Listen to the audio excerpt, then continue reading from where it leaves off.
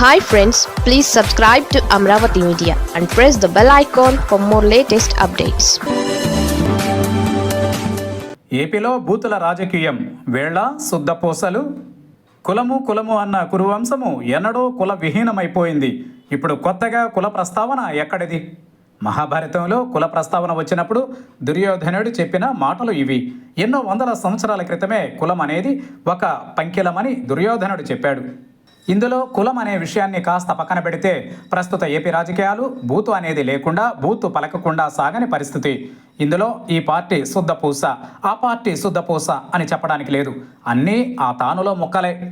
Posani Krishna Murali YCP ప్రభుత్వం అధికారంలో ఉన్నప్పుడు నారా లోకేష్, నారా చంద్రబాబు నాయుడు, పవన్ కళ్యాణ్ మీద అనుచిత వ్యాఖ్యలు చేశారని, ఆయనపై చర్యలు తీసుకోవాలని తెలుగుదేశం పార్టీ కార్యకర్తలు ఓబులవారిపల్లె పోలీస్ స్టేషన్లో ఫిర్యాదు చేయడంతో పోలీసులు కేసు నమోదు చేశారు. హైదరాబాద్లోని రాయదుర్గం ప్రాంతంలో ఉన్న పోసాని కృష్ణమురళిని అరెస్టు చేశారు. నేరుగా ఓబులవారిపల్లె పోలీస్ స్టేషన్కు తీసుకొచ్చారు. అనంతరం రైల్వే కోడూరు జడ్జి వద్దకు తీసుకువెళ్లారు. అక్కడ విచారణ జరిగిన తరువాత న్యాయమూర్తి ఆదేశాల ప్రకారం పోసాని కృష్ణమురళిని కడప జిల్లా సెంట్రల్ జైలుకు తరలించారు. 14 రోజుల పాటు ఆయనకు విచారణ ఖైదీగా రిమాండ్ విధించనున్నారు.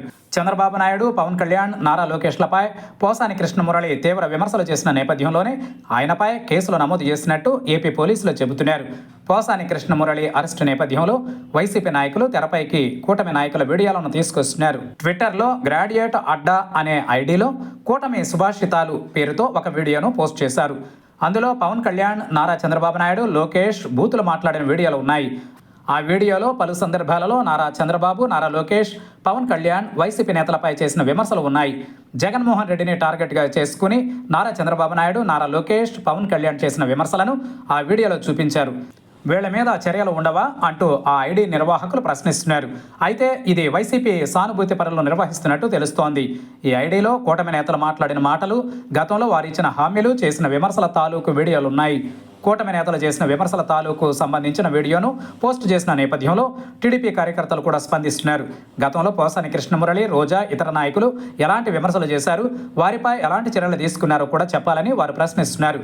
వారు అడ్డగోలుగా విమర్శలు చేశారు కాబట్టే ఇప్పుడు ఈ తీరుగా స్పందించాల్సి వస్తోందని, చర్యకు ప్రతిచర్య తప్పనిసరిగా ఉంటుందని వారు వ్యాఖ్యానిస్తున్నారు.